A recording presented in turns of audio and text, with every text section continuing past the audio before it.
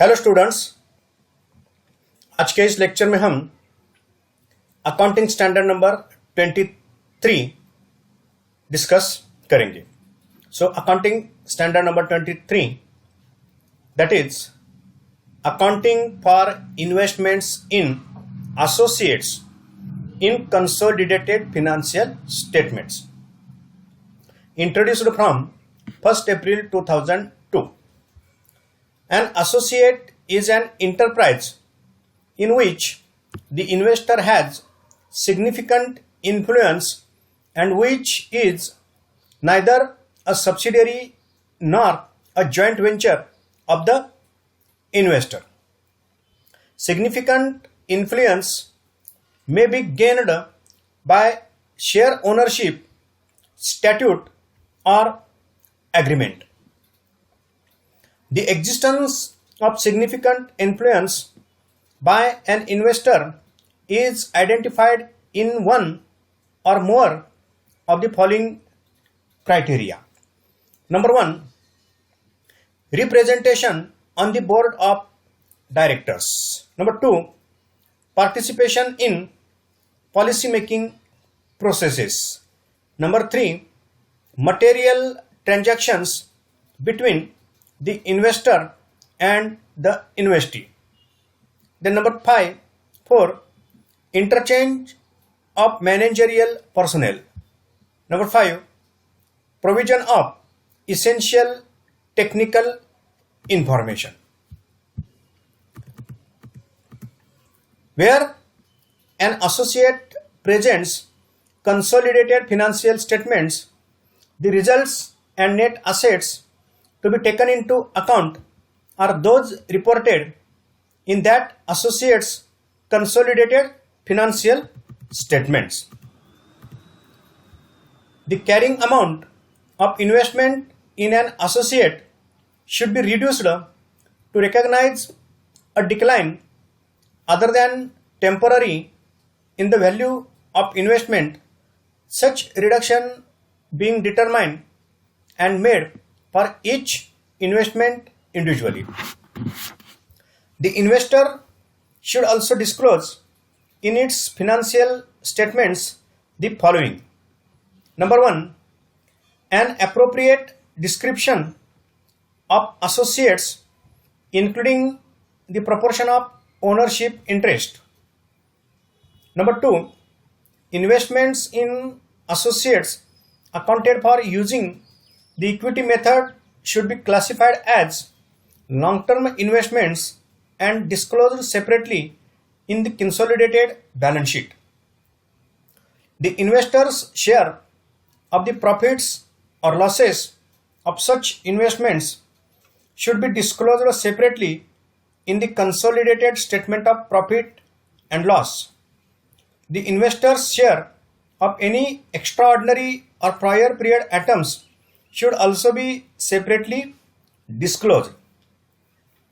Number 3, the name or names of associate or associates of which reporting dates is different from that of financial statements of an investor and the difference in reporting dates. Then number 4, in case an associate uses accounting policies other than those adopted for the consolidated financial statements for like transactions and events in similar circumstances, and it is not practicable to make appropriate adjustments to the associate's financial statements, the fact should be disclosed along with a brief description of the differences in accounting policies. Next, accounting standard number 24, discontinuing operations, introduced from 1st April 2002. As per the standard, discontinuing operation is a component of an enterprise that the enterprise pursuant to a single plan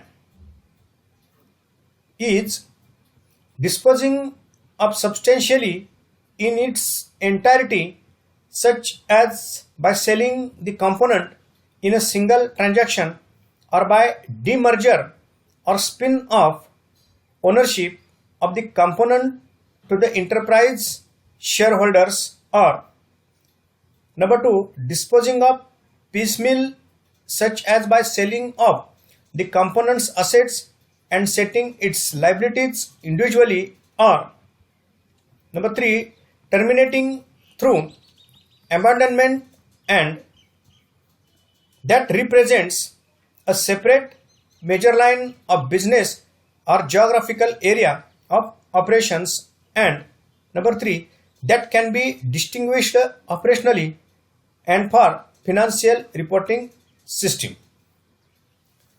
With respect to a discontinuing operation, the initial disclosure event is the occurrence of one of the following whichever occurs earlier. Number 1, entering into an agreement to sell substantially or of the assets of the discontinuing operation. Number 2, approving and announcing of the discontinuance plan. An enterprise should include the following information relating to discontinuing operation in its financial statements, beginning with the financial statements for the period in which the initial disclosure event occurs. A description of the discontinuing operation or operations, the business or geographical segment or segments, the date and nature of the initial disclosure event. Number 4, the date or period in which the discontinuance is expected to be completed if known or determinable. The carrying amounts as of balance sheet date of the total assets to be disposed of and the total liabilities to be settled. The amounts of revenue and expenses in respect of the ordinary activities attributable to the discontinuing operation during the current financial reporting period. The amount of pre-tax profit or loss from ordinary activities attributable to the discontinuing operation during the current financial reporting period, and the income tax expenses related thereto. The amount of net cash flow attributable to the operating, investing and financing activities of the discontinuing operation during the current financial reporting period. When an enterprise disposes of assets or settles liabilities attributable to a discontinuing operation or enters into binding agreements for the sale of such assets or the settlement of such liabilities, the following information are to be disclosed.